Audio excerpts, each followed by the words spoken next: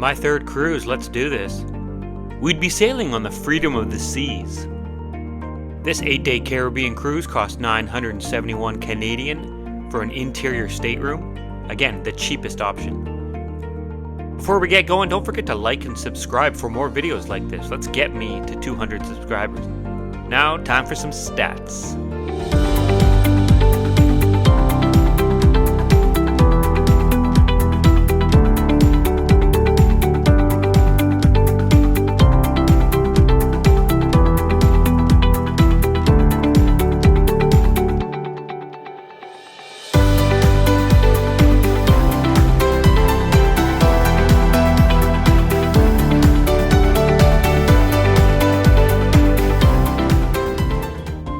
Let's start with that interior stateroom. Really nothing fancy here. They incorrectly didn't separate the beds, but we're quick to rectify this. One thing I noticed was that a few of our power outlets didn't work.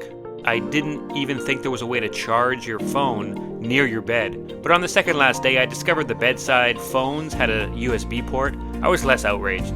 These towel creatures were a nice touch. The port in Fort Lauderdale was busy on this day. There essentially was a traffic jam to leave the port.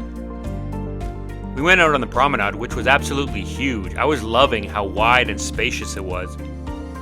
We got a great sunset as the ship departed. Now, the ship is based around the Royal Promenade, essentially a city street on the ship. There is a Starbucks, shops, and even a car.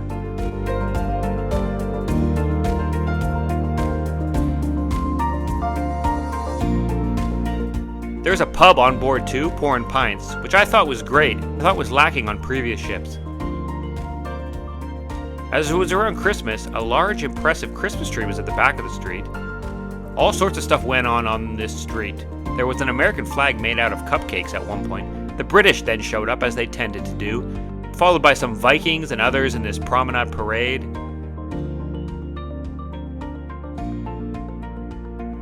Deck 3 had Studio B, which is where the ice rink was located. You had to reserve a spot to get on the ice in the app, but it was very straightforward. I'm not a good skater, but what I learned on the ship was, no one is. There's an ice show that takes place here as well, but more on that a little later. Decks 3 and 4 had the Royal Theatre. Deck 4 also had the Casino Royale. I actually had good luck here and doubled my money on this machine, actually, right here. Playmaker's Sports Bar was also on this deck, which had a lively vibe almost the entire voyage. Deck 5 is the main deck featuring the Royal Promenade. The nautical-themed Schooners Bar was on this deck too, which was where most of the trivia activities took place. I did well on Game of Thrones and Harry Potter trivia, but actually took top prize on this geography trivia. This cruise actually gave small prizes, which I think heightened passenger participation, I really do. The Star Lounge was also located down here, which I always felt was underutilized. The odd trivia, and of course, the dance lessons occurred there. Cruises must be required to have dance lessons. The ship artwork was of questionable quality. I don't know, I just didn't get it. Like, this is a red balloon in a glass case. I don't know. I did like these kind of Easter Island plant pots. Now let's go all the way up and outside. Deck 11 had the Vitality at Sea Fitness Center and the main pool deck. There was a main pool, an adults-only, more relaxed pool, and then a wild kids pool. Weather was mostly beautiful, but we did have a few instances of rain. The wind was heavy and continuous for most of the voyage. It even turned the main pool into a wave pool at one point.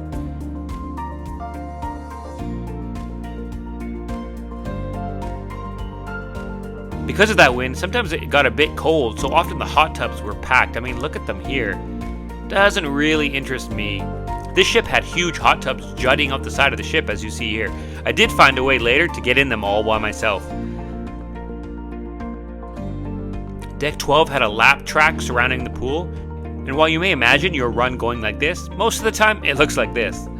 Word of advice, run either in the gym or on the promenade. It's much less busy down there. There is an arcade and nursery up here too to keep the kids occupied. Deck 13 was your adventure deck. This is where the two water slides were, called the Perfect Storm. Pretty cool, they even went off the side of the ship for a bit. There was a rock climbing wall and a sports court, but the main attraction here was the wave simulator called the Flow Rider. I did the Flow Rider and could barely get on my knees. Forget standing up. Good fun, but I'm awful.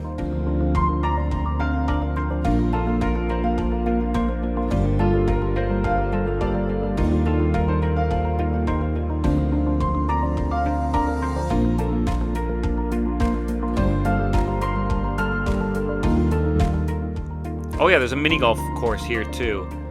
I think this is near the front of the ship. There was a ton of stuff to do on this ship. The kids will not get bored. Lots of activities.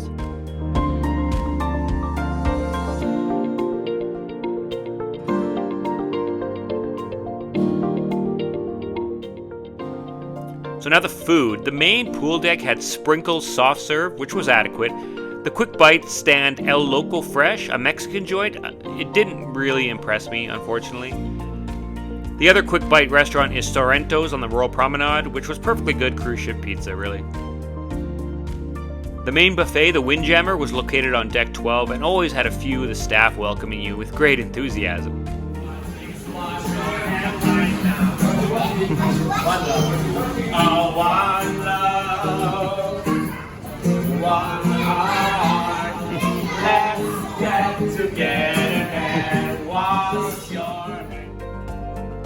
A good Christmas display and a few other things on specific days, like this chocolate fondue, a cotton candy machine, and milk and cookies to go with the whole Christmas theme.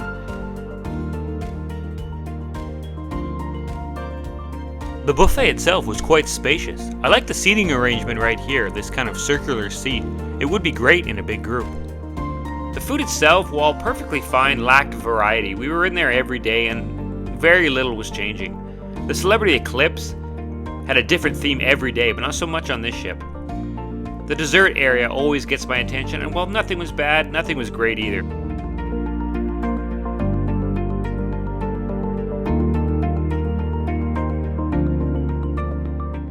The maple donuts they had at breakfast were exquisite on this ship, I will say that. As a Canadian, more maple please. The dining room down on decks 3, 4, and 5 were looking great. I thought it was the nicest dining room of any of the ships I've been on. I mean, look at this staircase. Looks like the damn Titanic. This cruise made you reserve the table for the whole crew, so you sat at the same place with the same people the entire voyage. I actually like this way. It's my preferred way now. You also get to meet and dine with the same group, so it creates a kind of ship friendship. Here are a couple examples of the menu. The food was good overall, service was prompt. I missed cheesecake not being on the menu every day, but oh well.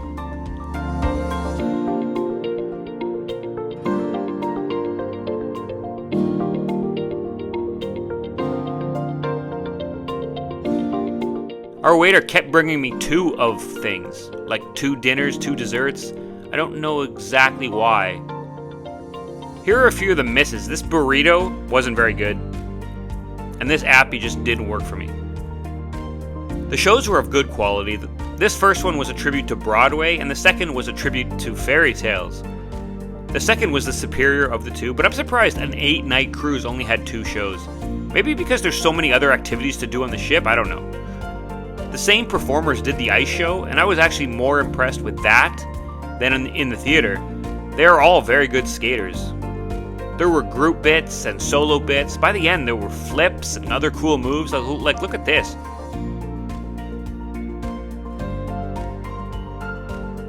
Look at it. Her head came so close to the ice. Very impressive. There was a couple other shows, like El Guacho, a sort of one-man show. He was so-so. He even went into the audience, and I never was so glad to have chosen a seat far away. Lou Gazzara, who was on the 2nd season of American Idol, I thought he did a good job. And as for Michelle, a hell of a lot of energy. I will say that. That's actually all I'll say.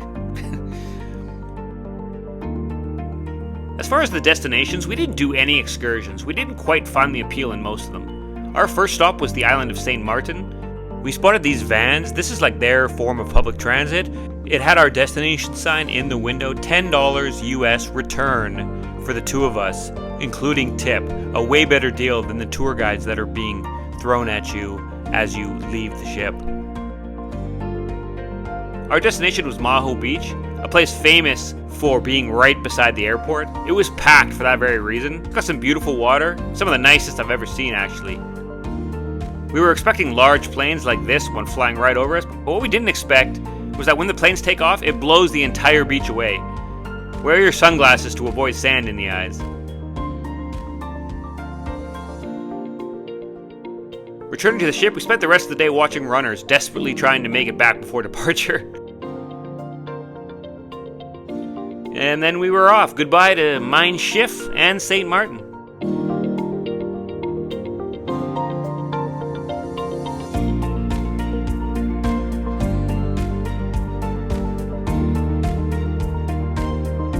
Our next stop was St. Lucia, but truth be told, we decided to stay on board. It's a great time to get most of the ship to yourself. Like, remember that quiz I won?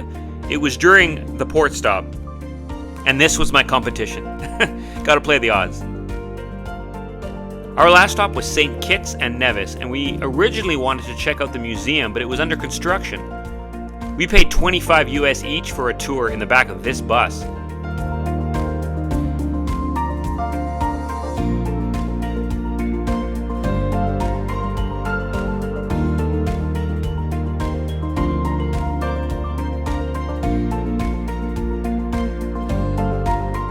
This is the memorial to the 27 fallen World War I and World War II soldiers from St. Kitts, which I thought was interesting. We got a good view here before the rain crept in. We parked under a large tree and were given drinks as we waited for the rain to leave.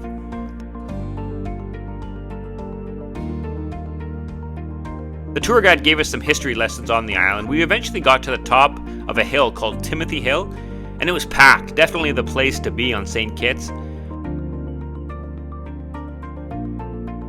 Up here you get a great view of the Atlantic Ocean right there, and then the Caribbean Sea, and just that little piece of land separating them. Here's a good view of it without any tourists. And here's the info of the tour guides. If you want to do it yourself, they were just outside the port. It's just a cheaper, simpler option than any of the excursions the cruise line offered. Upon return, a quick lemonade and back on the ship to return to port.